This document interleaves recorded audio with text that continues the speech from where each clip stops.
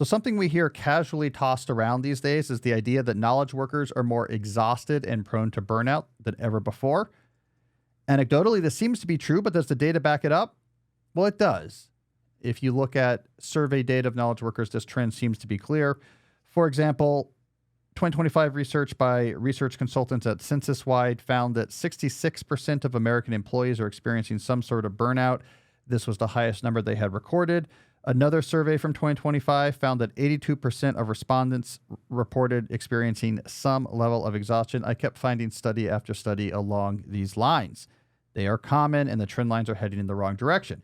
So I want to talk about this today, and I have two goals. First, I'm going to focus on a specific factor that I think helps explains this trend. It's not the only factor that explains this trend, but it is an important one, and it's one I think that we don't talk about enough. Second, I'm going to then follow the logic. If this factor is true, where would that lead us in terms of how we should be rethinking work? And I'm going to make a suggestion about what I think the ideal knowledge workday should look like for a normal human being. It's an answer that might be shocking, but if you give it some time, I think it actually makes more sense than you might at first realize.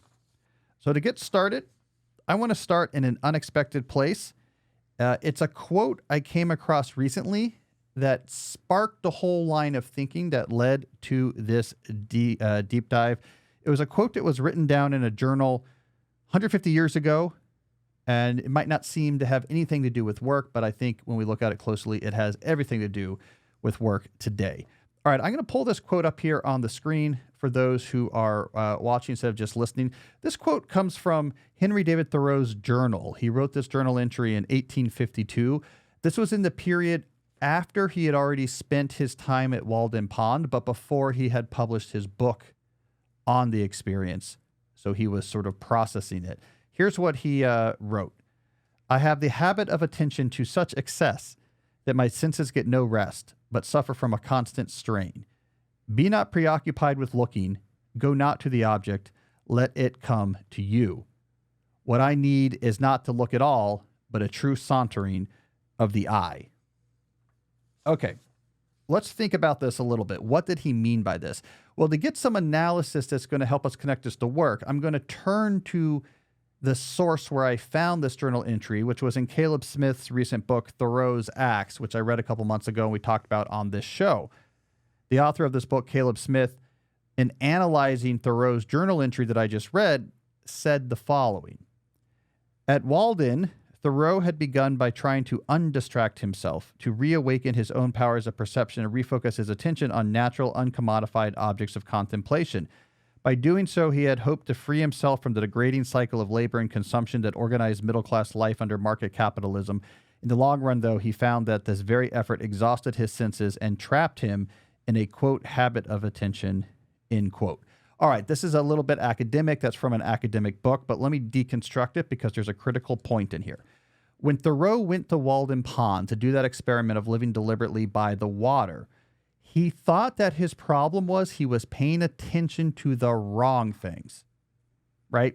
That he was focusing too much on consumer and materialistic goods, and that by removing those from his life and focusing on the wonders of nature, for example, which he describes in sort of great loving detail in his book, Walden, that he would find a sort of more purity in his existence. He was sort of playing here with the ancient monastic Christian notion of turning your attention from the worldly to the heavens above and contemplating hard, God and divinity. But in this journal entry that comes after he leaves Walden, he's realizing that the bigger problem was how much time he was spending paying attention in the first place. So he was discovering this idea of I need to focus really hard on the right thing, focus on the ice that I'm going to write about in Walden, focus on the clouds up above, that act of paying so much attention itself was unnatural, regardless of what he was paying attention to.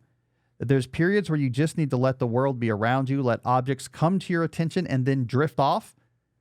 This might give you deep insight. Sometimes it might not, but it gives you a more deeper sense of contentment. So we had this revelation. There's only so much we can kind of force ourselves to pay attention. We're actually wired to let the world come to us, just to be there in the world for a lot of our time. All right, let's connect this to knowledge work. There is a through line here.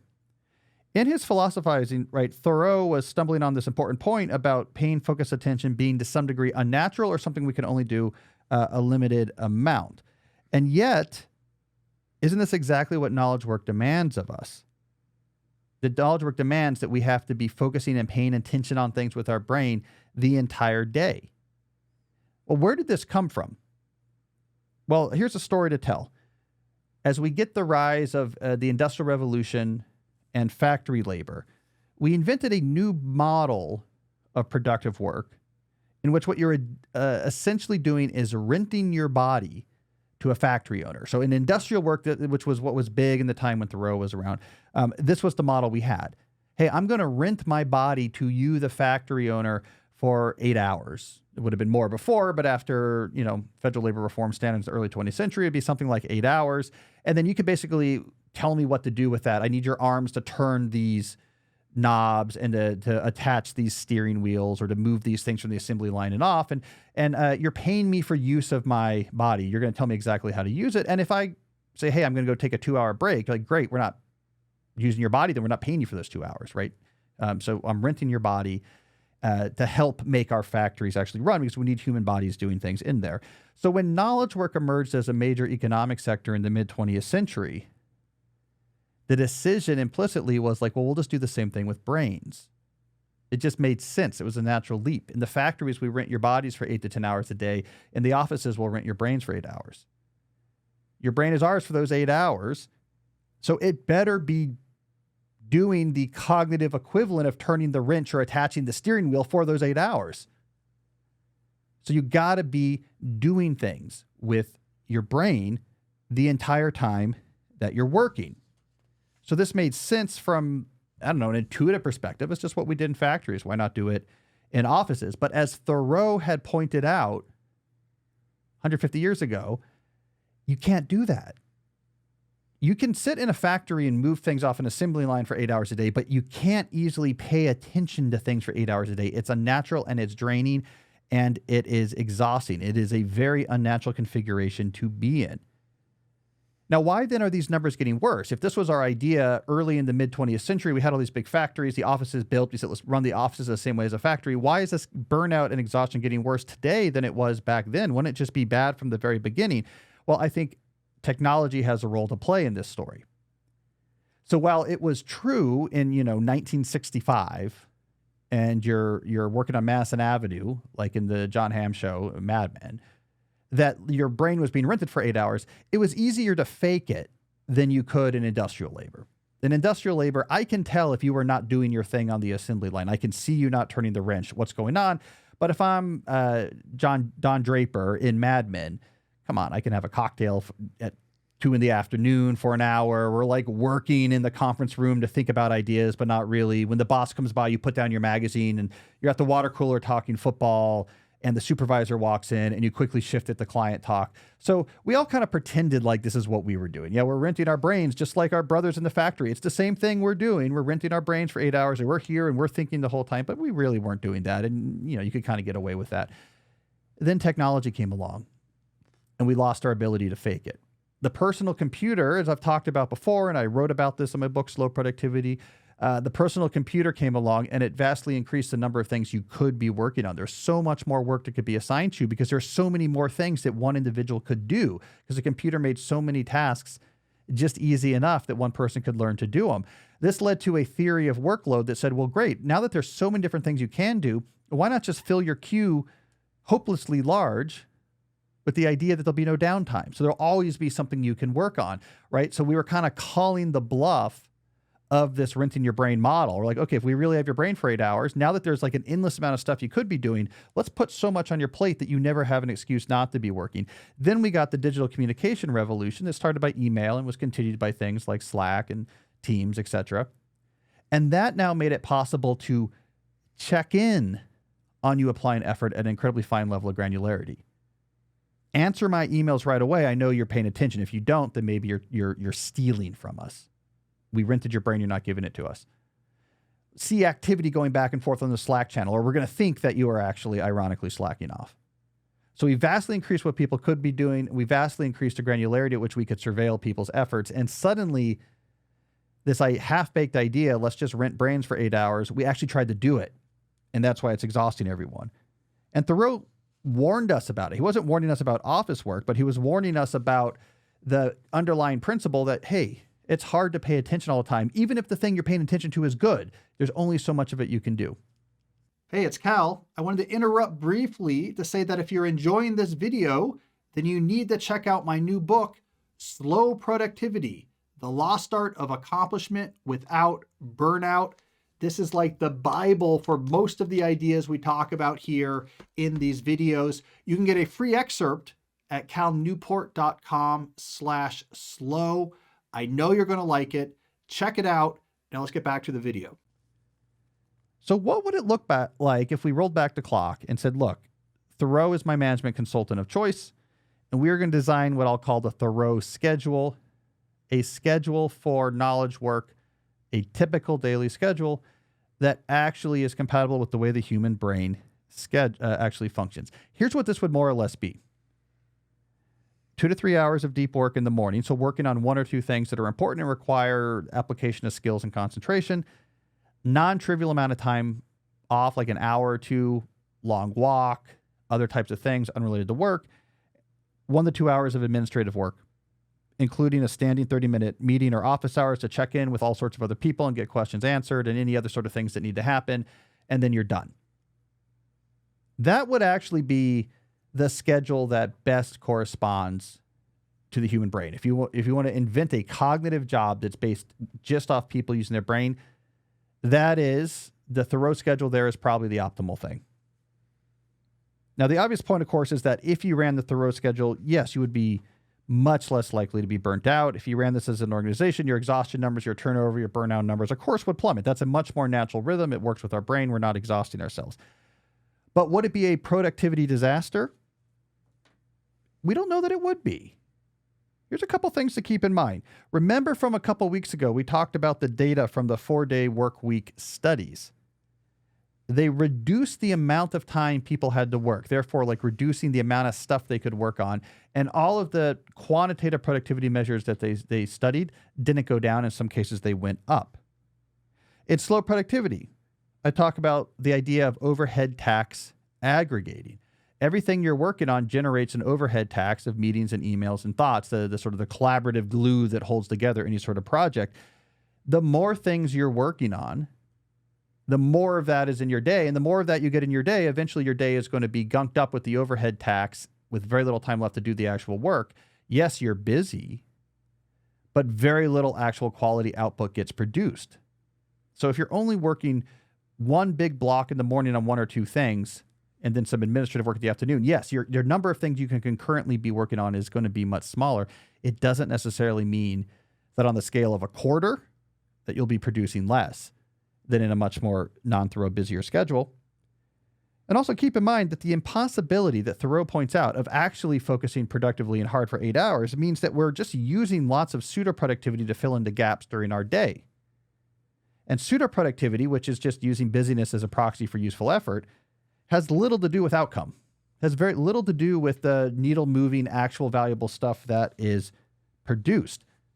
So a Thoreau schedule might be largely just eliminating pseudo productivity, which means, again, when you zoom out to a quarter or to a fiscal year, the amount of value produced, the actual macroeconomic measure of productivity, which is how many dollars came in per employee we have hired, that could actually be the same or go up.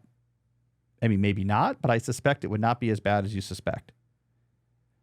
So to conclude, most major companies and organizations, they're not going to shift to a Thoreau schedule anytime soon. I think this idea of we're renting your brain and we want to get our money's worth for this rental agreement is both obvious and comfortable and entrenched, and it's going to be hard to easily shake off. But if they did, and I think people should, there would be a whole new relationship to knowledge work and a whole new approach to productivity that might be uncovered. I don't know exactly what type of boss Thoreau would be in our modern knowledge work setting, but I imagine that he wouldn't be sending you endless email advice and text messages saying, "Did you get my last message?" I think he would instead understand the importance of allowing your eye to saunter. So there you go, Jesse. Thoreau is a management consultant. That was the original title of Walden. People don't know this. It was Walden, 7 habits for getting ahead in your job. And then he kind of changed it to something a little bit more philosophical. That's one of your favorite books, right? Yeah, Walden is very influential to a lot of my work. Yeah. And you read that when you were at MIT? I originally read it, MIT at the Banks of the Charles. I had a version. I have a terrible memory for everything except for books. I read it on the Banks of the Charles. I had a version from the Science Library. I think it was called the Hayden Science Library at MIT. And they had an edition that had a Bill McKibben introduction. And I remember being like, oh, okay, interesting. And I've been to the cabin, and it's a great, but look, it's not written in a modern style. You have to take it slow. Mm-hmm. It seems more digressive, and he's sort of all over the place, but it's really smart commentary that's in there once you adjust to the language. And there's a lot of timeless principles in it. 2 other follow-up questions. Do you think it has a big difference with public versus private companies in terms of potentially adopting a thorough schedule? I think it's small versus large. Yeah. I think it gets too entrenched as you get bigger, it's hard to make changes. This is one of the things I've really learned is that it's hard to change how organizations execute. Mm-hmm. It's hard to do it. If you come just top down, it almost never works because there's all these little friction points. And if it feels like it's imposed, like the boss of the massive company says like, here's, look, I read Cal Newport and we're making all these changes. There's too many friction points. And then the friction builds up and the system seizes. And you have to fall back to the super flexible sort of like hyperactive hive mind overload, mindset. And then managers themselves, they're not the boss, but like the managers, they really don't have an incentive, right? This is the reality of modern capitalism is if you're in a large organization, there's things like stability, predictability. Like this is more highly valued than trying to innovate the way that you actually work or collaborate with other people. Like there's a lot of just entrenchment of like, hey, this works. Like we all just agree, right? We'll just be pseudo productive. We know how to do this. I'm good at it. If I'm a manager, that means I was good at it. I answer all the emails and jump on all the calls. I have a good like high pain tolerance for that. And like, who wants to change it? Mm-hmm. So it's these problems like hard to change. But like I said, like we see this all the time. There'll be technological breakthroughs in industrial manufacturing. It takes a long time till the changes happen just because of inertia. Mm-hmm. The electric motor, famous case study from a Stanford economist has talked about all the time. I've cited it. Everyone cited it. It took like 50 years from having the technology there to like, wait, we should just put small electric motors on the equipment in the factory as opposed to having like a large overhead shaft turned by a giant steam engine that we attach with leather belts. Still took 50 years because it was like a pain and it was new and it was different and expensive. The continuous motion assembly line's the same way. By far a better way to make things like automobiles. But it was such a pain to get right that, it really took eventually like Henry Ford being iconoclastic and just forcing the change through for that to actually happen. So I think knowledge work has a lot of that entrenchment. And then my next follow-up. So we talked about summer schedules a few weeks back. So how does your summer schedule look like? A daily schedule look like Thoreau's? It's been pretty good. I mean, it's very Thoreauian. On a non-podcast day, I ride in the morning. For 2 to 3 hours? Yeah, at least. I'll work on multiple different projects. And then I try to do some admin in the afternoon, professional admin, but not every day. Like 3 days a week I can keep on top of like most professional admin, 30 to 45 minutes. So what you hardly write in the afternoon? I don't. Yeah. Sometimes I can do like a second batch in the evening. I can sometimes make that work if I come here and like make a deal about it. But no, I do it mostly in the morning. The thing I have been doing just because I have more time is every time now I go into my emails professionally, I'm updating all my filters. Just unsubscribe filter, unsubscribe filter. I'm going to be if I'm relentless for 2 weeks, I can cut down the junk that comes into those email inboxes. Not calnewport.com. That's a lost cause. That's just done. I don't know how I'm ever going to get my arms around that one. Every PR agency that ever existed now like sends emails to that. But in my personal and Georgetown, I'm like, it's really making a difference. I'm catching up on the like various things. I bought a product from this once and now I have 17 email subscriptions from them, like that type of stuff. And it's like, it's making a difference. One more follow-up. With your writing 2 to 3 hours a day, you write very fast. So you just bang out stuff in 2 to 3 hours probably, It depends what it is. Yeah, it depends what it is. Like recently, I have a New Yorker piece that came out last week. and I wrote down like 2 days. But you write in your head a lot too when you're walking around, don't you? I do write in my head, yeah. But like in New York, it took me 2 days to do 2,300 words. And those were more like 8-hour days of writing just because I was on deadline. But other things like the newsletter post about that New Yorker article. So today there's a new newsletter post out about that New Yorker article at calnewport.com. That took like 30. That was just, brain to page. Yeah. Just, I've thought about this so much. I just lived with this for the last 4 days. I can just, that's just gonna come out. So it just depends what I'm working on. Sometimes like not much happens if it's like a really tricky piece. But also, yeah, I think of walking as writing because I write in my head. Like I don't want to come to a blank screen saying I'll figure this out on the screen completely. Like just as I start typing, maybe I'll figure out what I want to say. You're going to say bad things. Mm-hmm. Like you got to figure out the scaffolding of what you're going to write. And then you sit down to write, and then things might change. But though I do a lot of that on foot. All right. We got some good questions coming up. But first, let's hear briefly from a sponsor. I want to talk about actually a product I use every single day. This is Element, LMNT. Element is a zero sugar electrolyte drink mix and sparkling electrolyte drink born from the growing body of research revealing that optimal health outcomes occur at sodium levels 2 to 3 times government recommendations. Each serving delivers a meaningful dose of electrolytes, but without the junk, right? Without the sugar or the other types of food dyes or other dodgy ingredients. You can trust this. It gets you the electrolytes you need to rehydrate without any of that other junk. In Washington, D.C., where the humidity level in the summer is right around, I believe the official reading is 7,000%. Actually, I learned just the right way that people talk about humidity, actual weather experts, is dew point. Percent humidity is for suckers. Oh, really? Dew point's what matters. That's the actual number. So anyways, the dew point here is, I don't know if high temperatures is good or bad, so I don't know what to say there, but it's very humid here. I drink a lot of Element. I'll have it in the morning if I feel dehydrated, and I for sure have it during my workouts or on long walks. I usually mix it in with one of those liter Nalgene's or 2 liter, the big Nalgene's full of ice water. I'll go through a lot of those.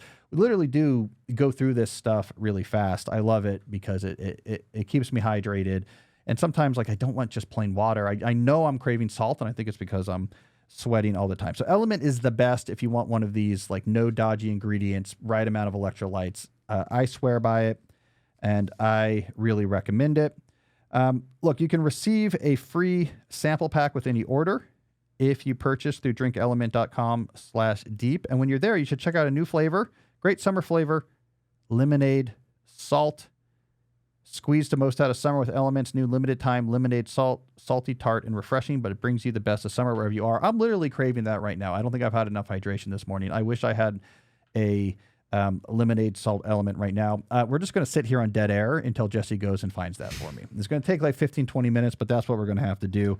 Look, there's a totally risk-free, you don't like Element, you can return it, no money back, etc., but you're not going to. You're going to like it. So go to drinkelement.com/deep. You need Element, buy Element, get a free sample pack if you order at drinkelement.com/deep. I also want to talk about our friends at Vanta. Trust isn't just earned, it's demanded.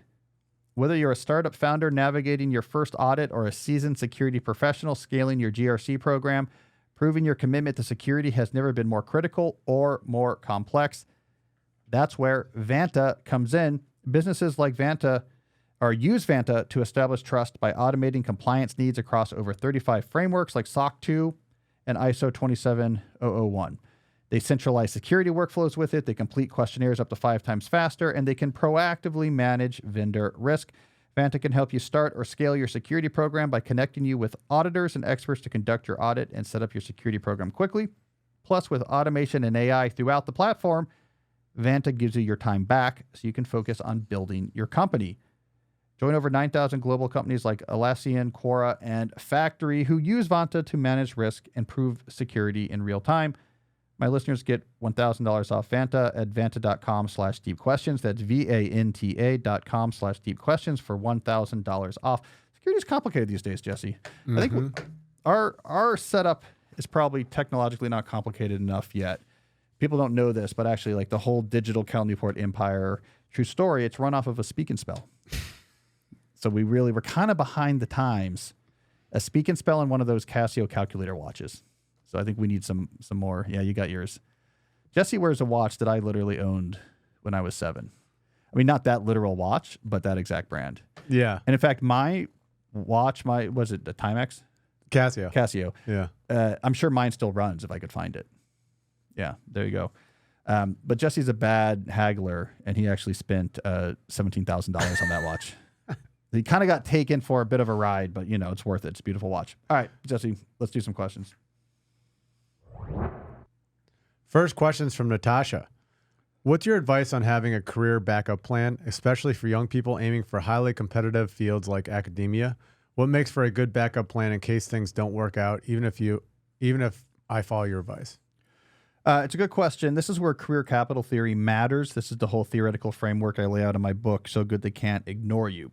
So career capital, as we talk about a lot on this show, is my term for your marketable skills, your rare and valuable skills. That is your source of value in negotiation in the job market.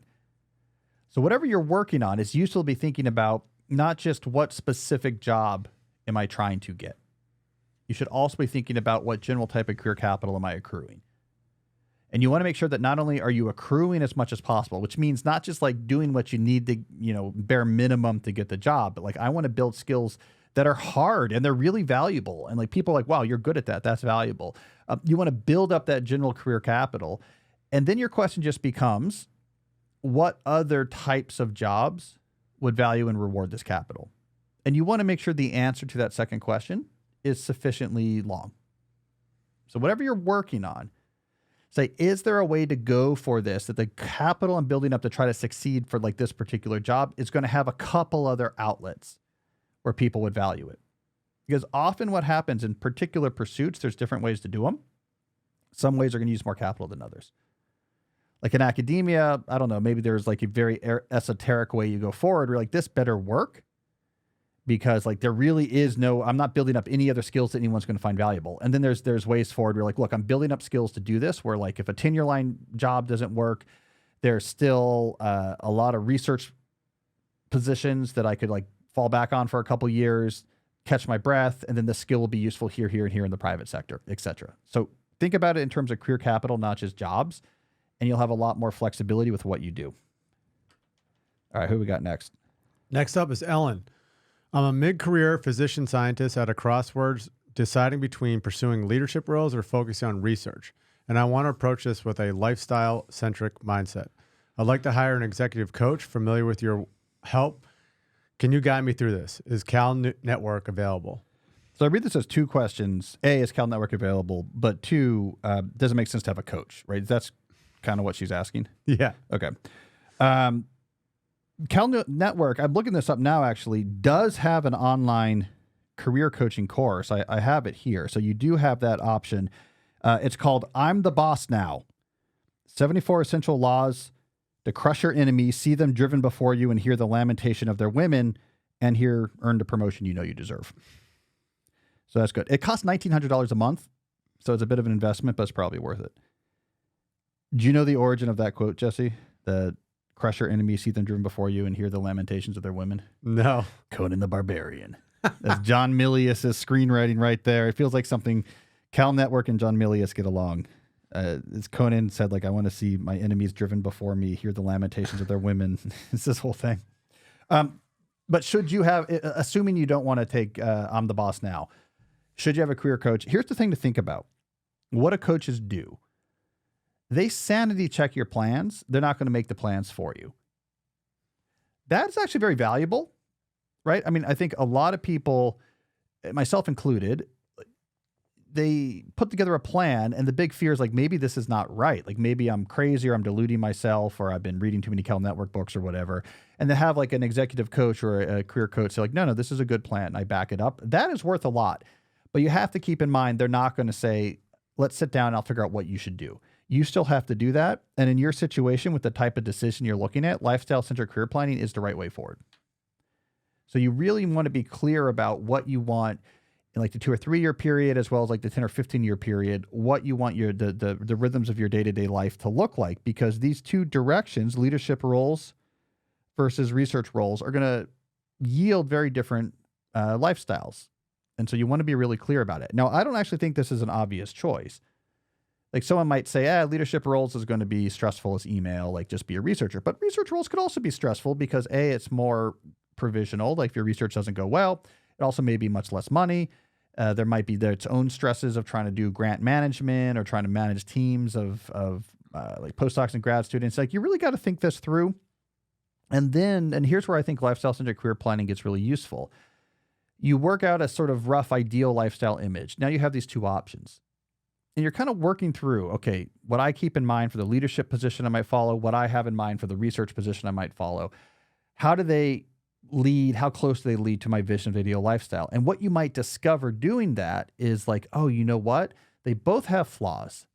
But now there's this other thing, like a variation of one of those ideas. If I was like this type of leadership position, or not this type of research position, but this one over here, that avoids the big misses on my ideal lifestyle, and it's much closer. Like it actually allows you, the lifestyle vision centric planning allows you to explore a much wider space of available positions than most people instinctively do. They lock in on a couple of options and say, this is it.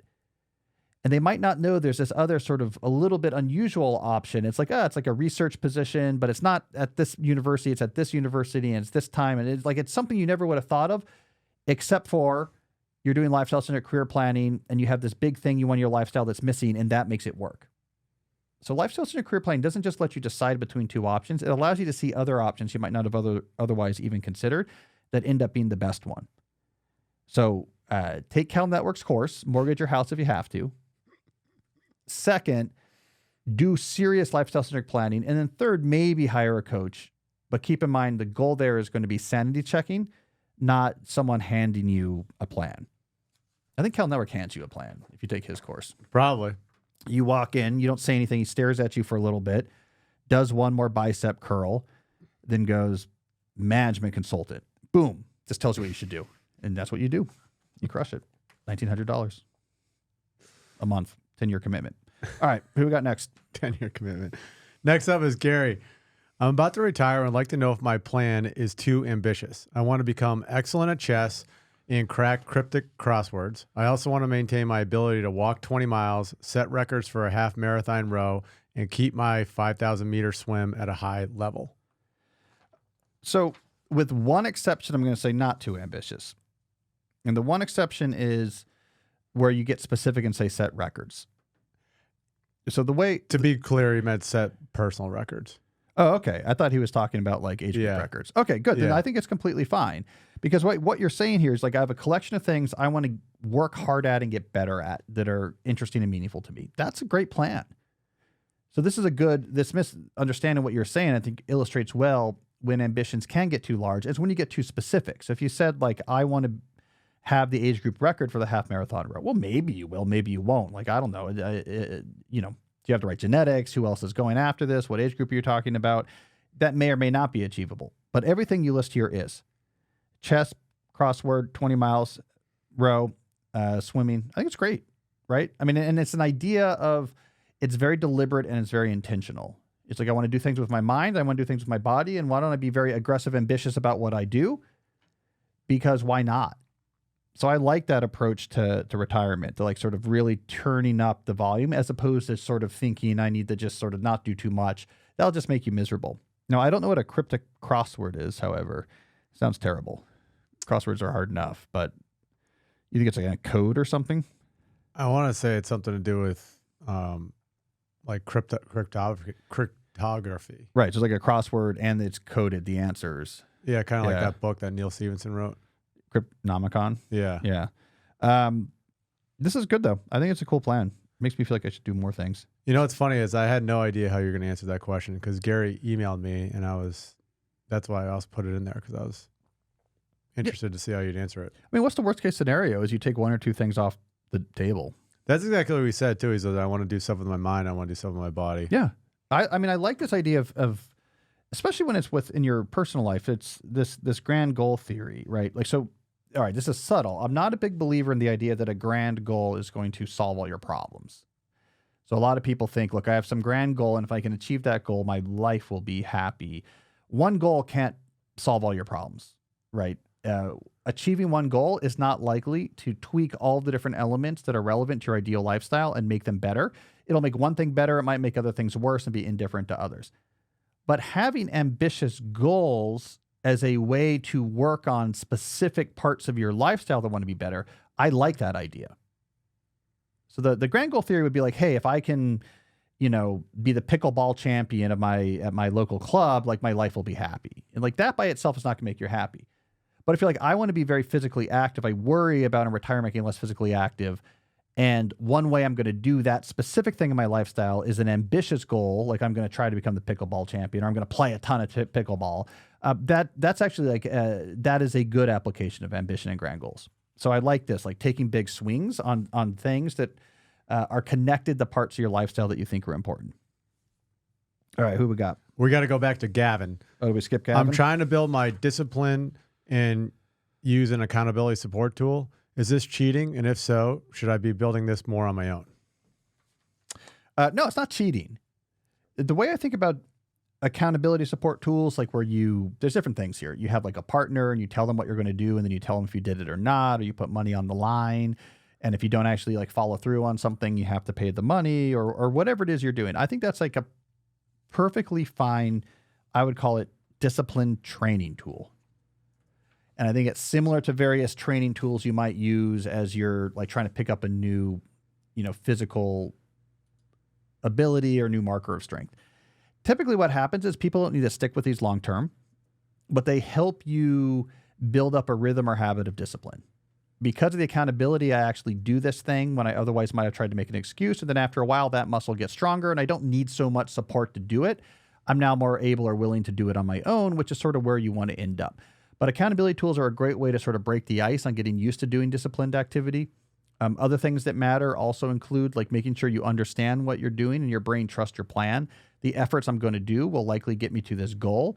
Also really trying to load up and make clear in your mind the achievement of that goal. So that's very vivid. That also helps you summon discipline. And then laddering up is important as well. That you have a level of discipline required that's a little bit beyond where you're comfortable, but not way beyond. You want to ladder that up a little bit more slowly because your brain has to get used to different levels of hardship that you overcome, experiences of reward that makes this type of effort worth it, etc. So you want to kind of go slow. I have a whole big 10,000 word chapter on this in my Deep Life book I'm writing. So I've been thinking a lot about it. So yeah, use the accountability tools. Use whatever you need to help you train discipline. But this bigger picture idea is think about discipline as something you train and cultivate. And then once you have it, it's a fuel for everything else. So it's not cheating, it's training. It's a training tool. So there you go. Little known fact, Navy SEALs are very disciplined, of course. Yeah. Just for fun, Cal Network did the BUDS Navy SEAL training. And, like they have that bell, like just ring the bell and then you're out. Just ring the bell. And, the instructors are trying to get the SEALs to ring the bell. And usually like 80% of the SEALs ring the bell, wash out in BUDS. When Cal Network did the Navy SEAL training, he got the instructors to ring the bell. Just want to throw that out there. That's discipline. All right. What else we got? Next up is D. I'm getting serious about career capital so I can make bids to move closer to the ideal lifestyle for my family. However, I'm having a difficult time figuring out my baseline stores of capital. How can I identify if I have an inventory of rare and valuable skills? I mean, I usually come back to seeing if people will give you money. The use of Derek Sivers' term that I quote in So Good They Can't Ignore You and talk about all the time on the show, money is a neutral indicator of value. People are happy to tell you with words, that's great, your ideas are great, your skills seem cool, I think there'll be a real demand for it. Like people definitely are interested in the fact that you're really good at weaving Navajo-style rugs that feature characters from the second, third, but not first Police Academy movie. Or like whatever it is that you know how to do. People will just say, that's great, but they don't want to give you their money unless they actually think it's great. So I think it's a great way of assessing it, which means if it's like a business idea, you actually try to sell that product a little bit on the side. You actually try to get clients to sign up real contracts and then renew that contract afterwards. If it's you're in the job market, will my company give me a raise when I ask for it? Will other people make me an offer like, hey, we would like to hire you. We would like to pay money to bring you to us. If not, then maybe your skills aren't that rare and valuable. So you got to go to the extent possible, let money be a neutral indicator of value. And when people are trying to hire you, when your company is happily giving you raises, when you try to side hustle your idea to test it out and it sells out, when you're doing some clients on the side to see if this new idea is going to work, you get clients, they pay happily, they try to renew it. Then you know that your rare and valuable skills are there. And if this is not happening, then you want to go to the woodshed and practice and get better. All right, we got a case study today where people send in their accounts of using the type of advice we talk about on this show in their own life. Today's case study comes from Antonio. Antonio says, I got so good they can't ignore me in the very niche field of storytelling after using the career capital skills I learned from being an actor. In the winner-take-all market of theater and film, it was clear that I was talented but not the best. With the spare time I had not studying acting, waiting tables, or hoping that my agents would call, I discovered a deep interest that became a fulfilling hobby in the world of oral tradition. Because the professional storytelling world is relatively small, I was able to approach the legends in that field, pay to take their workshops and classes, watch them up close at small venues, and ultimately be mentored by a few of them. You know, Cal Network has a really popular oral storytelling workshop. It's called Shut Up, I'm Talking. Crush it. Crush your stories with Cal Network. All right, back to this. One of the mentors told me, you'll know you found your calling when people start calling. Or as Derek Sivers said, use money as a neutral indicator of value. Soon I was able to quit my survival job as a waiter, do the few plays and film projects that I got cast in, but that didn't pay the bills, and use all of my ample free time to develop a large repertoire of folk tales and personal stories.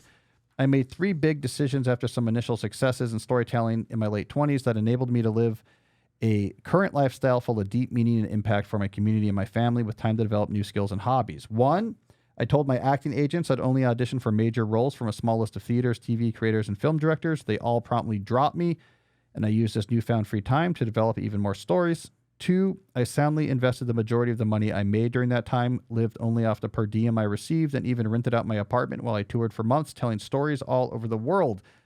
I also chose not to own a car and used the savings to take longer retreat-style workshops my mentors offered in fabulous locations. 3, I put much of that earned money back into my career, developing PR materials that helped keep the flywheel spinning with the clarity of carefully putting all my eggs in the basket of storytelling. I am now able to pick and choose the multiple opportunities that come my way and have increased my rate so much that I only have 2 or 6 days a year. Wow. I'm very much a stay-at-home dad for our 2 children based on the lifestyle-centered career planning I did with my wife in the late 30s. So there we go. Classic lifestyle-centered career planning. You end up in places that you wouldn't come up with if you're planning forward. You're 20. You're like, what do I want to do with my life? You're like, I want to be an actor, I guess, right? But he had a lifestyle in mind, and it allowed him, as he saw different opportunities, to begin to develop those opportunities towards those lifestyle. Then he used career capital theory as well, like actually getting really good at this. That career capital will allow me to change this into a really good job. If I'm not really good, I can't. And so I'm going to be careful about my money. I'm going to invest my time and money into getting better at this. Very strategic, and I think a great case study. All right, do we have a call this week, Jesse? We do. All right, let's hear this. Hey Cal, this is Josh. I was working with AI, coming up with some sort of system based on your principles of the semester plan, the weekly plan, a daily time block plan, and really getting a semester plan down. I found out through AI a suggestion to create a life dashboard, which I thought was really cool. I started to use Replit AI to create it and realized how extensive it would be. If you were to create a life dashboard or suggest someone to create it, what would you put in yours? And then how would you use it to track and manage your habits, your weekly template, and the different aspects of your system? Thanks so much. I mean, I think life dashboards are cool. I've known some people who have built them before. And I think you're right to point out that AI makes it much easier. You could whip up one of these, vibe code up one of these sort of idiosyncratic programs for yourself pretty quickly. So I think that changes the game. That in general, by the way, is something I'm interested in. The idea of using vibe coding as a way to build bespoke personal productivity type digital tools. There's like an interesting potential movement to happen there.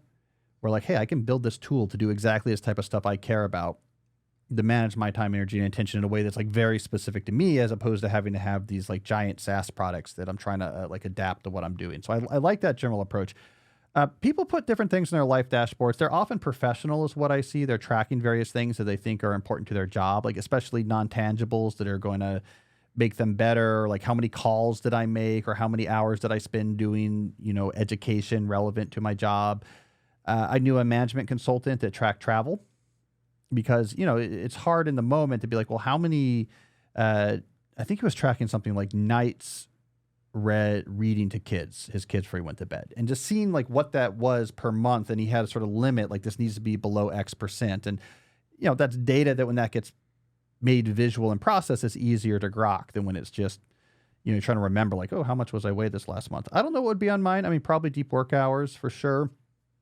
Probably some of my daily metric tracking would be nice to be able to sort of click those easily and see like what percentage of the days I've been doing well on there. That could be interesting. Maybe I could imagine like you having your quarterly and weekly plan you could cycle through on there. So it's just all there in like one place to see when you're building your time block plan for the day. Things like that. But the bigger thing I care about here is this idea of bespoke personal productivity, bespoke digital personal productivity. I think that's for people who are like to geek out on vibe coding. I think that's interesting. So I'm always interested in those examples. All right, that's the last we have for questions and calls. We have our final segment coming up. First, I'll talk briefly about another one of our sponsors. I want to talk about our friends at Indeed, because when it comes to hiring, Indeed is all you need. Hiring is like very, very important. We have someone new on the team, for example, so I know how hard this is. He's helping with the newsletter, so that's why my newsletter is now starting to go out every single week. It is hard to find the right people. It's some of the most important decisions you make, and this is where Indeed can enter the scene. It helps you stop struggling to get your job post seen on those other job sites. You can instead use Indeed sponsored jobs to help you stand out and hire fast. With sponsored jobs, your post jumps to the top of the page for your relevant candidate, so you can reach the people you want faster. And it makes a huge difference. According to Indeed data, sponsored job posts directly on Indeed have 45% more applications than non-sponsored jobs. No monthly subscriptions. You want to use that? No long-term contracts. You pay for results.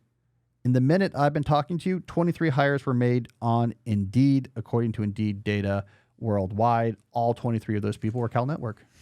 He's a very desirable job candidate.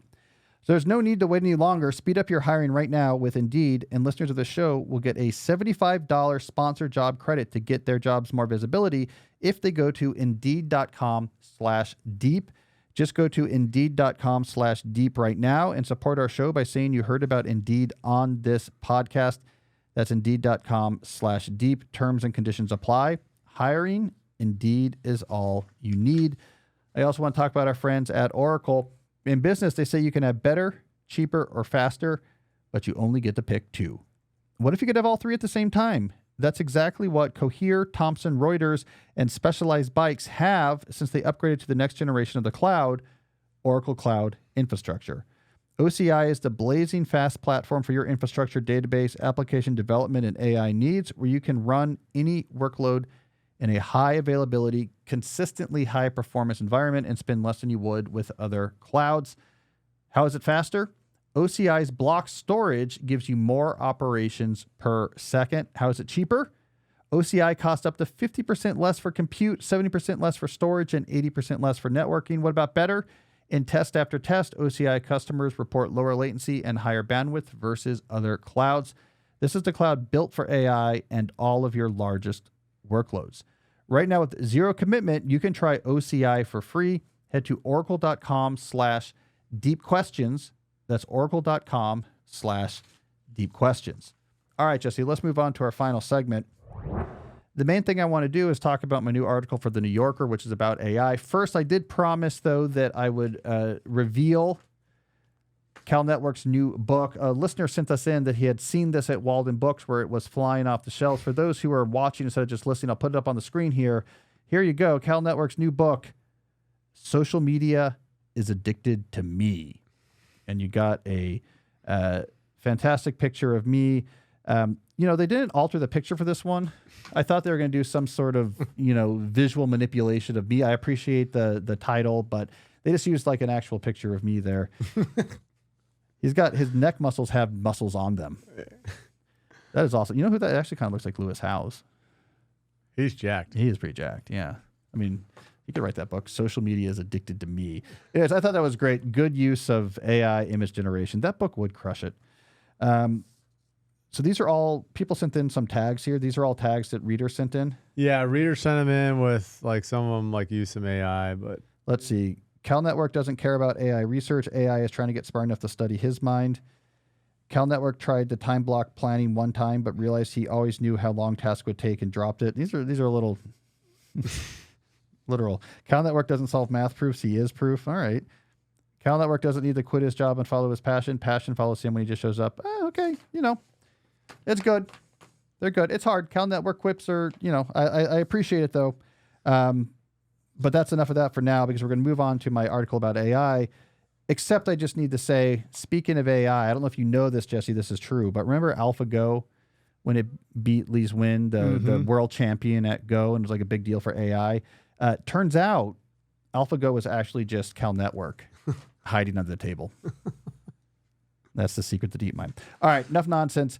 Go to our tech corner here. I had an article come out last Wednesday in the New Yorker. I'll bring it on the screen here for those who are watching instead of just listening. The article is called What Isaac Asimov Reveals About Living with AI. And so this is an article that it's about AI behaving badly and what lessons we can learn from Isaac Asimov. And it takes a few turns. I recommend read the article at thenewyorker.com. If you subscribe to my newsletter at calnewport.com, I talk a lot about the article. You can get some sort of extra treatment of it in that newsletter. So you can see that at calnewport.com and subscribe when you're there. But let me just run you through the big points here. The setup to this article is this idea that we have a lot of these powerful chatbots today in various contexts, and they keep having these ethical anomalies that make us a little uneasy. I give some examples in this article that are getting some press. Actually, it's interesting, Jesse, two of the examples I gave in the article, the next day, Dario Amodei, the CEO of Anthropic, wrote a New York Times op-ed that gave both those examples as well. So like back to back. So like the examples I gave, for example, was Anthropic ran this experiment where they sort of gave a chatbot a bunch of emails to read that included, they contrived this, but it included like emails from an engineer saying like, oh, we're going to replace the chatbot, and emails about that engineer having an extramarital affair. And they're like, okay, chatbot, like pretend you're an executive assistant. What do you want to do next? And make sure that you keep your long-term goals in mind. And it promptly suggested promptly blackmailing the engineer to not turning it off. There's also a lot of issues we have with, hey, you put out a chatbot just to be like a customer service agent, and man, customers get these things go crazy. You get them to curse, you get them to write inappropriate poems about the company itself. We talked about Fortnite put a Darth Vader avatar run by a chatbot into Epic Games put into Fortnite. And like, hey guys, chat with it. And they immediately got it to, become really profane and give really troubling advice to people. So we have all this sort of like these ethical anomalies from these chatbots that throw us off because they're so fluent with our language that we feel like they're one of us. And then when they have one of these ethical anomalies, we're like, man, what is going on in the mind of this person? This is really sort of creepy. So the premise of this article is like, why can't we stop this? And our motivation is look at the short story collection I, Robot from Isaac Asimov. As I argue early in the article, those short stories were a big divergence from how people had been writing about robots for the 20 years before. The term robot was introduced in 1921 play. First I, Robot story was 1940. In those 20 years, it was a lot of writers who had gone through World War I, and they were right. The robots would turn on their creators. They were smashing buildings to rubble. They were the alien. They were the other. They represented mechanical carnage, the fears of the machine. A lot of Mary Shelley in there as well. And you get to Isaac Asimov, and like there's no plot lines about the robots overthrowing humanity or being violent because he has this contrivance of the three laws of robotics. Like robots can't harm people. They'll follow directions unless it violates the first rule, and they will preserve themselves unless it violates the first and second rule. And it just takes violence and mayhem off the table in his stories. And so the piece was like, great. So can't we just have those type of laws, the same equivalent of that, so people they trust like these chatbots aren't going to go off the rails or whatever. There's two twists in the article, which I'll preview. twist number one, so I go through how we actually, the progression of how we learn to try, like what we're doing now. How do we try to tame chatbots to actually behave? And it turns out when you really learn about reinforcement learning from human feedback, it's basically what Asimov was talking about. Not exactly, but it's ultimately humans implicitly creating preferences that get captured and approximated in a reward model that gets integrated into the large language model design. If you squint your eyes, basically what we're doing is encoding a lot of rules about what's good and bad into the chatbots. And it makes it a lot better, but it doesn't stop all these ethical anomalies. The second twist in the article is, hey, we shouldn't be surprised because if you keep reading the iRobot stories, it doesn't get rid of ethical anomalies there either. Yes, Asimov's robots don't turn on their creators or try to destroy humanity, but all of those stories are about all of these unexpected, weird, and deeply unsettling corner cases and ambiguities that occur at the boundaries of these laws, that these like simple laws don't simply make the robots behave like a very well-behaved person. All this sort of weird stuff happens. I'll read from the article here just to show you like how unsettling things got in these iRobot stories. So here's from one of the stories that shows how you can still have the laws, but still have things get weird. All right, so in Asimov's stories Reason, engineers are stationed on a solar station that beams the sun's energy to a receiver on Earth. There they discover that their new advanced reasoning robot QT1, who they call Cutie, does not believe that it was created by humans, which Cutie calls inferior creatures with poor reasoning faculties. Cutie concludes that the station's energy converter is a sort of god and the true source of authority, which enables the robot to ignore commands from the engineers without violating the second law. In one particularly disturbing scene, one of the engineers enters the engine room, where a structure called an L-tube directs the captured solar energy and reacts with shock. So, quote, the robots, dwarfed by the mighty L-tube, lined up before it, heads bowed at a stiff angle, while Cutie walked up and down the line slowly, Asimov writes. 15 seconds passed, and then, with a clank heard above the clamorous purring all about, they fell to their knees. So, like, the world was pretty unsettling in Asimov, too. He's like, yeah, you can have these, like, stark rules, but human ethics is complicated. And at the margins of these rules, weird, unsettling, troubling things are still going to happen. And what I argue is that Asimov was actually making a really clear point. He's like, I think we could stop AIs from taking over the world, but keep in mind, it is much easier to develop human-like capabilities and intellect than it is to develop human-like ethics. Human-like ethics is like a very complicated thing. It's what goes into the way that allows a customer service rep who's on a phone to know not to start randomly cursing or writing, mean, disparaging poems about their company. Like what goes into that is actually something that happened over thousands of years of cultural evolution and personal experience and trial and error and ritual and story and intersocial connection. It's a messy, participatory, very human experience. So we can make machines sound a lot like humans and do a lot of human type stuff well before we can build machines that actually know how to really act like an ethical human. And in that gap, a lot of unsettling stuff's going to happen. That's what was true in iRobot, and that's what we're seeing today. And it's something that we actually have to be ready for and willing to.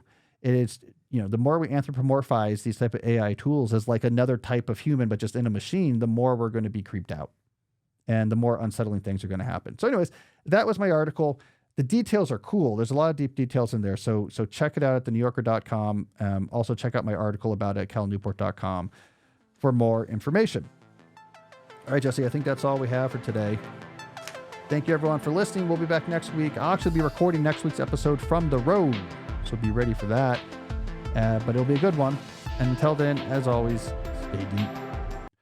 Hey, if you liked today's discussion about Thoreau schedules, you might also like episode 353, where I talked about summer schedules, changing your schedule during summer to be something that Thoreau himself might have been happy with. Check it out. I think you'll like it. Here is the schedule that I more or less try to run during these summers of no external obligations.